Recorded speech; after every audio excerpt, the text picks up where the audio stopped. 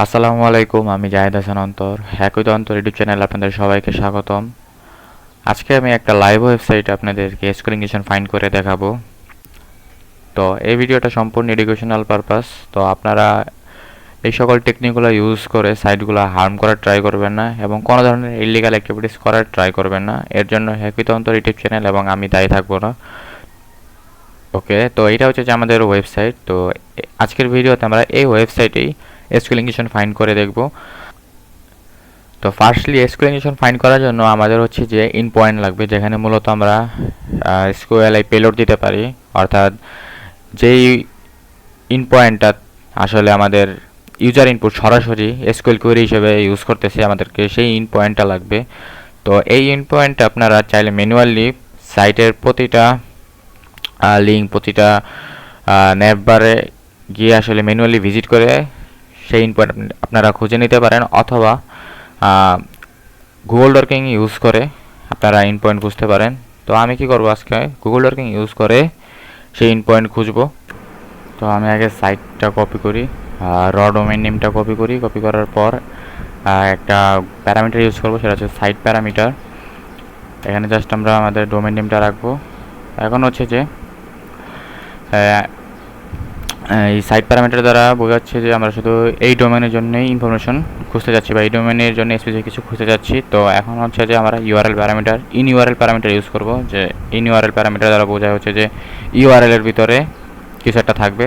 তো ইউআরএল এর ভিতরে থাকবে হচ্ছে যে .php $ID। তো দেখেন এখন তো আমরা মোটামুটি ভালো কয়েকটা রেজাল্ট পাইছি। তো জাস্ট দেখি। তো এখানেও আমরা দেখতে পাচ্ছি index.php আইডি প্যারামিটার পাইছি, এখানেও আইডি প্যারামিটার আছে, এখানেও আইডি প্যারামিটার আছে। তো আমরা কয়েকটা জাস্ট ওপেন করি ট্যাবে। হ্যাঁ, তো এখন আমরা এই ইন পয়েন্ট ধরে কাজ করব। তো জাস্ট একটা সিঙ্গেল করতে ট্রাই করি যে আসলে সাইটটা ভালনারেবল কিনা, এই প্যারামিটারটা ভালনারেবল কিনা এসকিউএলআই দ্বারা। ওকে, তো দেখেন আমাদের কিন্তু একটা এসকিউএল সিনট্যাক্স এরর দিছে।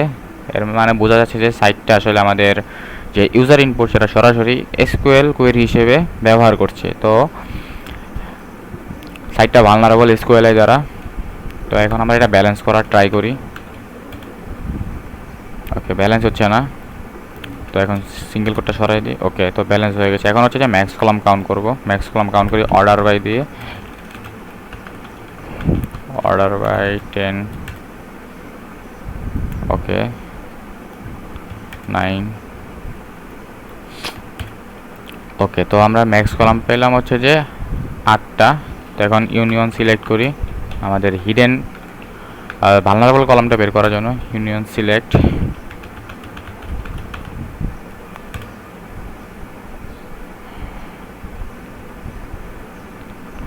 এখন জাস্ট আমাদের যে মেইন প্যারামিটারটা ছিল, মেইন এসকিউএল কোয়েরির যে ভ্যালুটা ছিল, সেটা আসলে আমরা মাইনাস করে দিব। তো দেখেন আমাদের কিন্তু 4টা column vulnerable, column number 3, 4, 5 and 6। তো আমরা এখন কলাম নাম্বার 3 দিয়ে আসলে আমাদের এসকিউএল পেলোড দিব। তো জাস্ট আমি চেক করি এখন যে আসলে আমাদের ডিবিএমএস এর ভার্সনটা কি। তো ব্যাকএন্ডে মারিয়াডিবি ইউজ হচ্ছে। আমার ডাটাবেস নেমটা নেই, ডাটাবেস।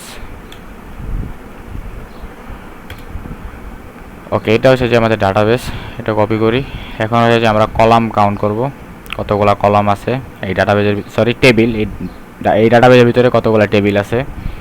তো এইটা হচ্ছে যে আমাদের পেলোড টেবিল বের করা ওয়ান শটে।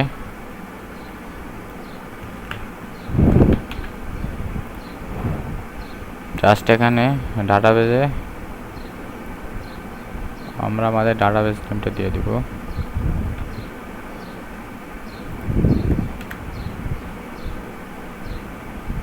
সরি,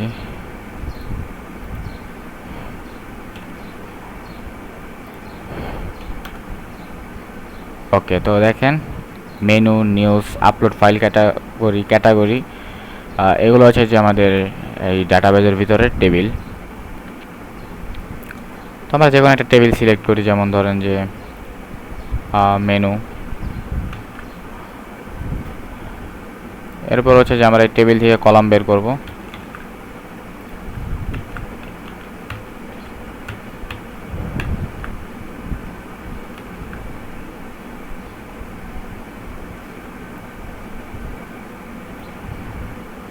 এখানে জাস্ট আমাদের মেনু টেবিল, ওকে। তো এগুলো হচ্ছে যে column, menu ID, serial number, menu title. তো আমরা যেহেতু সাইটে ডাটাবেজ অ্যাক্সেস করতে পারতেছি, ডাটাবেজের টেবিলগুলো দেখতে পারতেছি, টেবিল থেকে কলাম কাউন্ট করতে পারতেছি, কলামগুলো বের করতে পারতেছি, তো এটাই এনাফ। ঠিক আছে, যেহেতু আমাদের কাছে কোনো পারমিশন নাই, সেহেতু ডিপে যাওয়াটা উচিত হবে না। তো সাইটটা ভালনারেবল এসকিউএলআই দ্বারা। তো এইভাবে মূলত আমরা ডাটাবেজ হ্যাক করতে পারি।